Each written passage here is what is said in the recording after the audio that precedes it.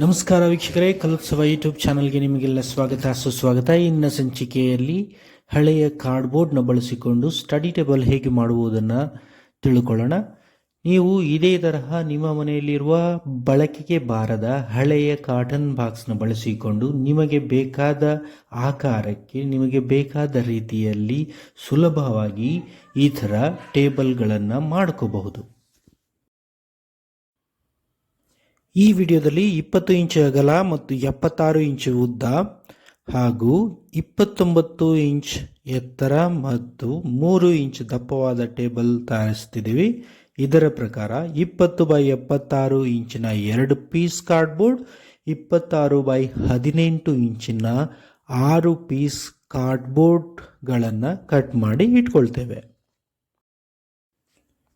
ಇದಾದ ನಂತರ 20x76 ಇಂಚಿನ ಕಾಟನ್ ಬಾಕ್ಸ್ ಮೊದಲನೇ ಪೀಸಿಗೆ ವಿಡಿಯೋದಲ್ಲಿ ತೋರಿಸಿದ ಹಾಗೆ 2 ಇಂಚಿನ ಸಣ್ಣ ಸ್ಟ್ರಿಪ್ಗಳನ್ನು ಫೆವಿಕಾಲ್ನ ಸಹಾಯದಿಂದ ಅಂಟಿಸಿ ಅದರ ಮೇಲೆ ಮತ್ತೆ ಫೆವಿಕಾಲ್ ಹಚ್ಚಿ 20x76 ಇಂಚಿನ ಮತ್ತೊಂದು ಕಾಟನ್ ಬಾಕ್ಸ್ ಇಟ್ಟು ಅಂಟಿಸಿಕೊಳ್ಳಿ. ಹಾಗೆ ಬಾರ್ಡರ್ಗಳಿಗೆ ಮಾಸ್ಕಿಂಗ್ ಟೇಪ್ ಹಚ್ಚೋದನ್ನು ಮರಿಬೇಡಿ. ಬಾರ್ಡರ್ಗೆ ಮಾಸ್ಕಿಂಗ್ ಟೇಪ್ ಹಚ್ಚಿದ ನಂತರ ಇದರ ಮೇಲೆ ಭಾರವಾದ ವಸ್ತುವನ್ನು ಇಟ್ಟು 5 ರಿಂದ 8 ಗಂಟೆಗಳ ಕಾಲ ಒಣಗಲು ಬಿಡಬೇಕಾಗುತ್ತದೆ. ಯಾಕಂದರೆ ಇದರ ಮೇಲೆ ಮತ್ತೆ ನ್ಯೂಸ್ ಪೇಪರ್ ಅಂಟಿಸಿ ಫಿನಿಶಿಂಗ್ ಟಚ್ ಕೊಡಬೇಕಾಗುತ್ತೆ.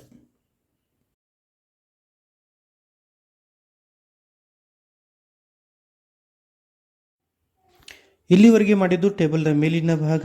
ಈ ಟೇಬಲ್ಗೆ ಎತ್ತರ ಹಾಗೂ ಕಾಲಿನ ಅವಶ್ಯಕತೆ ಇರೋದ್ರಿಂದ ಇದಕ್ಕೆ 26x18 ಇಂಚಿನ 6 ಕಾರ್ಡ್ಬೋರ್ಡ್ ಪೀಸ್ಗಳನ್ನು ಕಟ್ ಮಾಡಿ ಇಟ್ಕೊಳ್ಳೋಣ.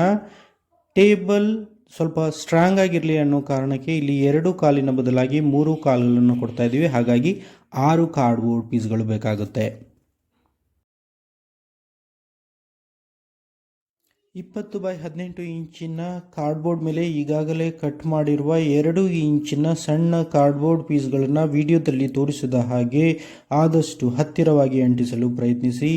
ಯಾಕಂದರೆ ಹತ್ತಿರವಿದ್ದಷ್ಟು ಟೇಬಲ್ ಸ್ಟ್ರಾಂಗ್ ಹಾಗೂ ಹೆಚ್ಚು ಕಾಲ ಬಾಳಿಕೆ ಬರಲು ಸಹಾಯವಾಗುತ್ತದೆ.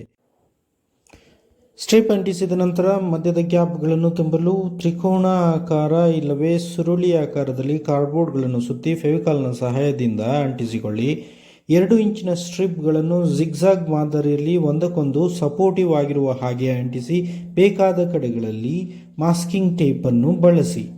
ಎಲ್ಲ ಸಂಪೂರ್ಣವಾಗಿ ಗ್ಯಾಪ್ ಫಿಲ್ ಆದ ನಂತರ ಮತ್ತೊಂದು ಕಾರ್ಡ್ಬೋರ್ಡ್ ಅಂಟಿಸಲು ಸಹಾಯಕವಾಗುವಂತೆ ಮೇಲ್ಭಾಗಕ್ಕೆ ಫೆವಿಕಾಲ್ ಅನ್ನು ಹಾಕಿ ಕಾರ್ಡ್ಬೋರ್ಡ್ ಅಂಟಿಸಿ ಕಾರ್ನರ್ಗಳಿಗೆ ಮಾಸ್ಕಿಂಗ್ ಟೇಪ್ನಿಂದ ಚೆನ್ನಾಗಿ ಅಂಟಿಸಿಕೊಳ್ಳಿ. ಸರಿಯಾಗಿ ಗಟ್ಟಿಯಾಗಿ ಅಂಟಲು ಮೇಲಿಂದ ಭಾರವಾದ ವಸ್ತುಗಳನ್ನು 5 ರಿಂದ 8 ಗಂಟೆಗಳವರೆಗೆ ಸಂಪೂರ್ಣವಾಗಿ ಒಣಗಲು ಬಿಡಿ. ವೀಕ್ಷಕರೇ, ಯಾವುದೇ ಸೈಜಿನ ಪೀಠೋಪಕರಣ ಅಥವಾ ಟೇಬಲ್ ಮಾಡಬೇಕಾದ್ರೆ ಮೊದಲನೇ ಸೈಜನ್ನು, ಒಂದು ಸೈಜಿನ ಕಾರ್ಡ್ಬೋರ್ಡ್ ಮೇಲೆ ಈ ರೀತಿ ಚೆನ್ನಾಗಿ ಸಣ್ಣ ಸಣ್ಣ ಪೀಸ್ಗಳನ್ನ ಕಟ್ ಮಾಡಿ ಇಟ್ಕೊಂಡಿರ್ತೀವಲ್ಲ ಅದನ್ನು ನೀಟಾಗಿ ಅಂಟಿಸ್ಕೋಬೇಕು.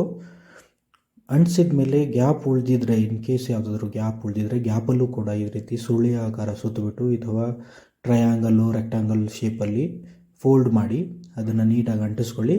ಅಂಟಿಸಿದ ಮೇಲೆ ಮೇಲ್ಭಾಗಕ್ಕೆ ನೀವು ಫೆವಿಕಾಲ್ನ ಹಚ್ಚಿ ಇನ್ನೊಂದು ಪೀಸ್ ಅದೇ ಅಳತೆಯ ಮತ್ತೊಂದು ಪೀಸ್ನ ಮೇಲ್ಗಡೆ ಇಟ್ಟು ಸುತ್ತಲೂ ಟೇಪ್ ಹಾಕಬೇಕು. ಟೇಪ್ ಯಾವುದಾದ್ರೂ ಆಗುತ್ತೆ, ಸೆಲ್ಲೋ ಟೇಪ್ ಆದರೂ ಆಯಿತು, ಇಲ್ಲ ಮಾಸ್ಕಿಂಗ್ ಟೇಪ್ ಆದರೂ ಅದು. ಮಾಸ್ಕಿಂಗ್ ಟೇಪ್ ಈಸಿ, ಯಾಕಂದರೆ ಅದು ಕೈಯಲ್ಲೇ ಹರಿಬೋದು. ನೀವು ಹರಿದ್ಬಿಟ್ಟು ಈ ರೀತಿ ಎಲ್ಲೆಲ್ಲಿ ಬೇಕೋ ಅಲ್ಲಿ ಅಂಟಿಸ್ತಾ ಹೋಗ್ಬೋದು.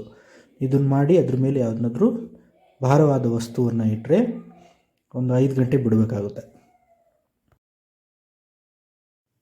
ಈಗಾಗಲೇ ವಿಡಿಯೋದಲ್ಲಿ ನೋಡ್ತಿದ್ರೆ ಟೇಬಲ್ಗೆ ಬೇಕಾಗಿರುವಂಥ 4 ಪೀಸ್ಗಳು ರೆಡಿಯಾಗಿದೆ.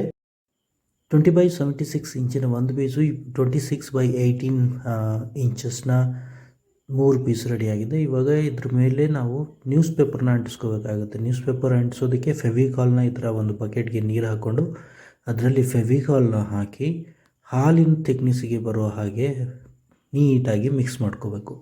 ಮಿಕ್ಸ್ ಆದ ನಂತರ ನ್ಯೂಸ್ ಪೇಪರ್ನ ಸಣ್ಣ ಸಣ್ಣ ಪೀಸ್ಗಳನ್ನಾಗಿ ಕಟ್ ಮಾಡಿಕೊಂಡು ಅದರಲ್ಲಿ ಡಿಪ್ ಮಾಡಿ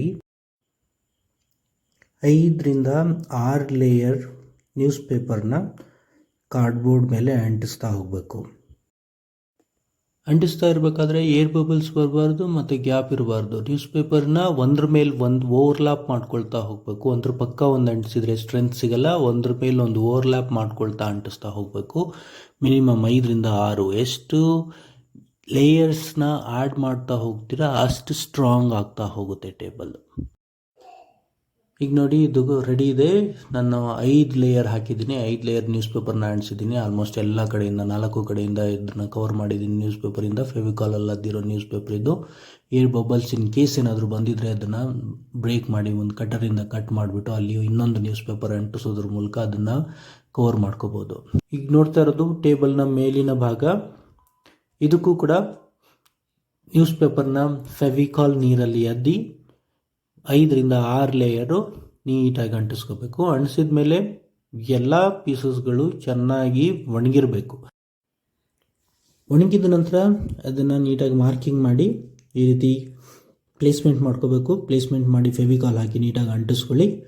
ಅಂಟಿಸಿ ಒಂದಿನ ಬಿಡಬೇಕಾಗುತ್ತೆ. ಒಂದು ದಿನ ಬಿಟ್ಟ ನಂತರ ನೀವು ಟೇಬಲ್ ಆಗಿ ಯೂಸ್ ಮಾಡ್ಕೋಬೋದು. ಈಗ ನಾನು ಅಂದ್ಕೊಂಡಿರೋ ಪ್ಲೇಸಲ್ಲಿ ಈ ಟೇಬಲ್ನ ಪ್ಲೇಸ್ ಮಾಡಿದ್ದೀನಿ. ನೋಡ್ಬೋದು ನೀವು ಇದರಲ್ಲಿ ಎಷ್ಟು ನೀಟಾಗಿ ಬಂದಿದೆ.